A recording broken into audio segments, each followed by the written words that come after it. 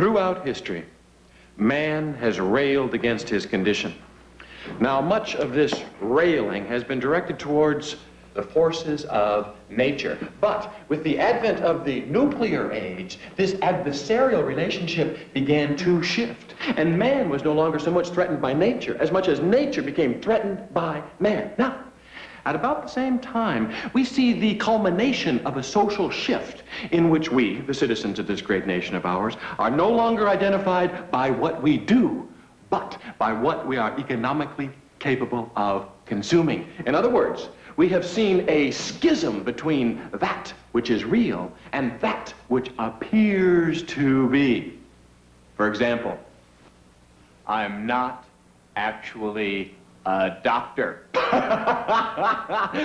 No, I'm just wearing this white coat because it gives me the sign of authoritarian expertise. Okay, good. Now, in the last, 30 years, we have seen a series of male rebellions against this form of passive identification. But despite all of these rebellions, at least one thing has remained the same. And that is, in this country, as throughout the world, men die sooner. I know some of you are probably saying to yourselves, good, they should. And that would actually be a difficult argument to have with you. But if we were to ask any number of men why they thought this was true, we'd probably get a range of answers anywhere from, I don't know. Well, I hate to be argumentative, but I just don't think that that's statistically correct. What the hell are you talking about? Of course, men suffer from much more stress. Not this pretty boy's tight white patootie, no sirree, bobby-doo. But one thing I think we can get all of our men to agree upon is the fact that we, as men, have been taught all of our lives to push it down. Excuse me. I think you know what I'm talking about. You see it all the time. Some little boy walking down the street. He gets scared, terrorized. He begins to cry, and you'll hear his parental guardian say something like, now you knock that off or I will give you something to cry about. A classic of the genre, and one of my personal favorites. Because in our society, men don't cry. No. No. No. No. No, no, no. No, no, no, no. No, no, no, no, no, no. Men don't cry. No, no, no, no, no, no, no. Men will buy and men do sigh, but big men don't cry. No, no, no, no, no. Little men don't cry. No, no, no, no, no. Men will fly and men do die, but real men, no. Good. Very good. Well, as much fun as this may be, men do cry. So this in and of itself does not explain why men die sooner. No. No. No. Now, some people say it doesn't have to do with the ways in which men express their tears, but the ways in which we express the whole range of our emotional palette, so to speak. Our pleasure, anxiety, anger. Let's just take a moment here and talk a little bit about anger. I myself used to have a lot of problems with my anger, but now my therapist has helped me to realize that I have a lot to be angry about. When I get teed off, I don't keep it inside of me, rot my guts out. I say, hey, you'd better cut that out. I'm not going to take that kind of jazz from you. You might as well. It's not going to do any good anyhow, because people are morons. Well, some of you are probably thinking, this guy's kind of paranoid. And you're right. I used to be. But I know why. It's because I used to think that people looked at me and they saw the worst possible things about me. So, one day it hit me. I thought, you know, if I could just keep moving all the time, then maybe people wouldn't be able to see all these terrible things. So I started breaking down movement into its different components so I could use it more efficiently. For instance, these are mannerisms. because they're reactions to internal sorts of stimuli. And I can do this with my left hand or with both hands. And these are gestures because they're reactions to external stimuli. And I started to notice that people tend to have gesture patterns and postures that you use at any given time during the day.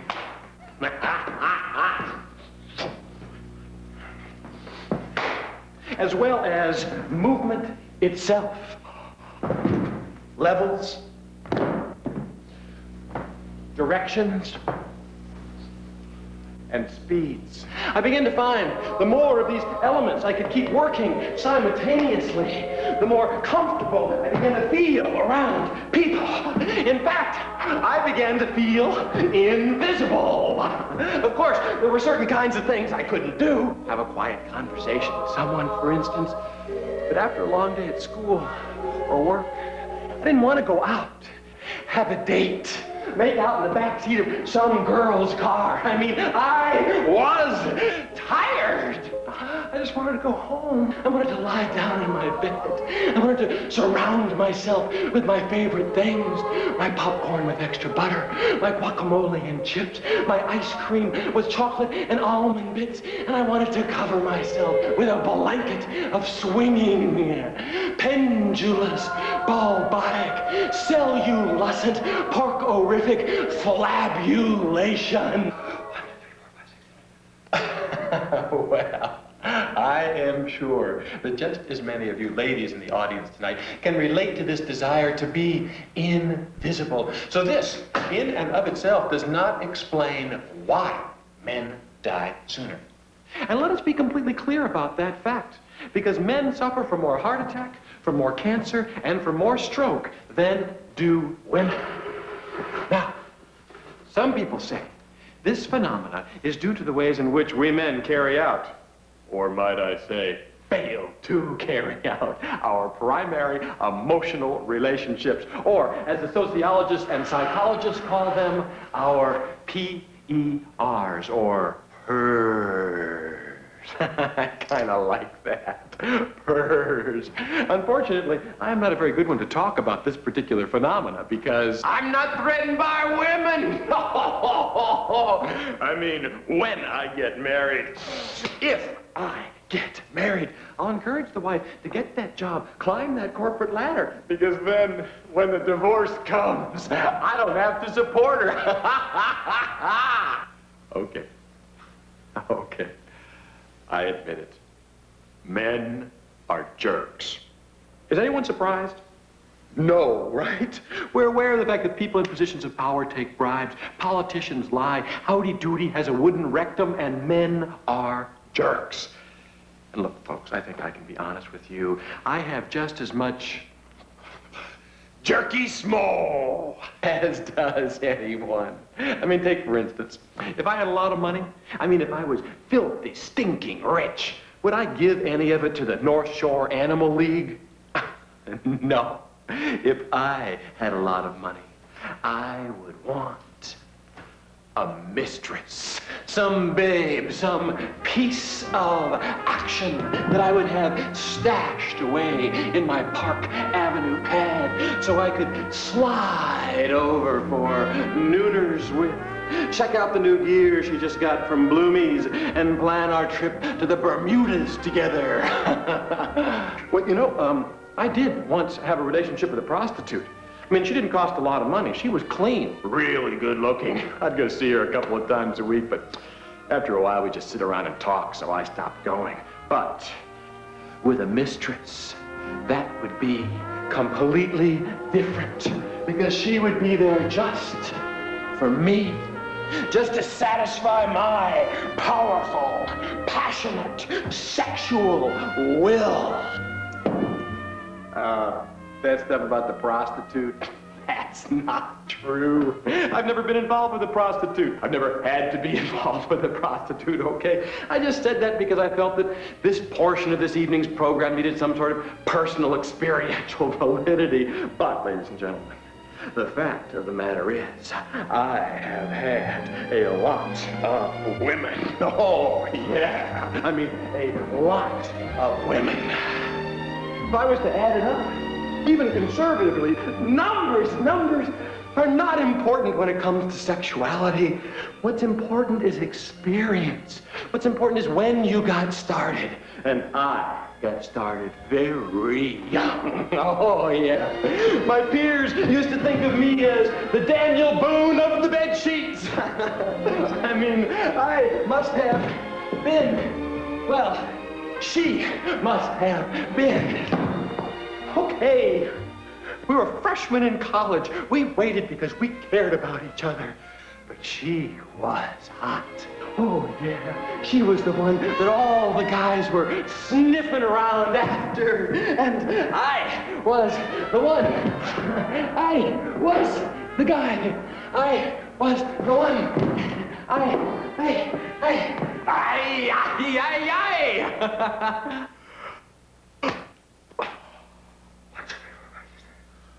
Oh.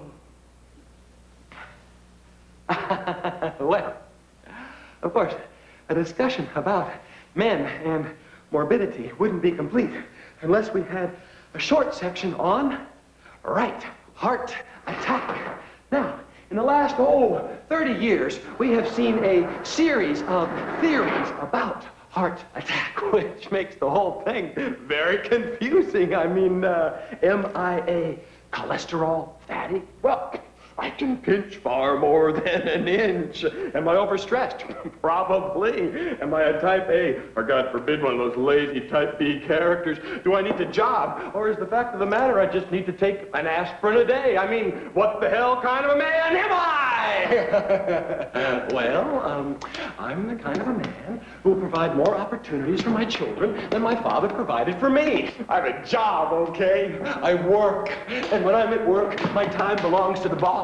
That's just how it is. That's America. But when I get in my car, then nobody better hassle me. Not unless they want to make my day. Because nobody can tell me that some poor schnook is as much of a man as the guy that built himself a 38-story luxury apartment complex with a pink marble lobby.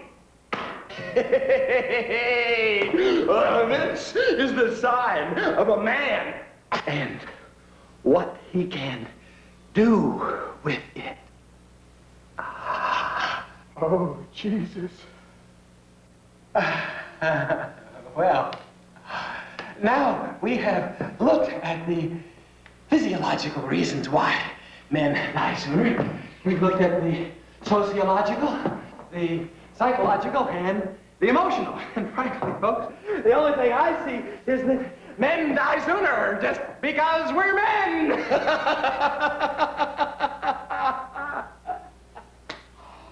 I mean, that doesn't make any sense to me.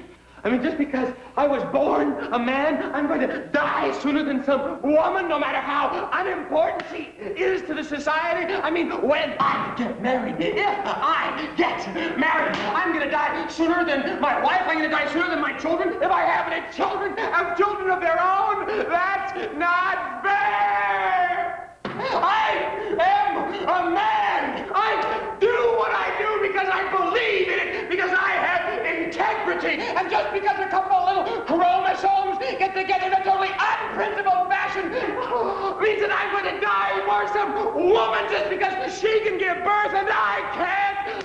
That's not fair! Look at the medical establishment. Look at the insurance companies. Look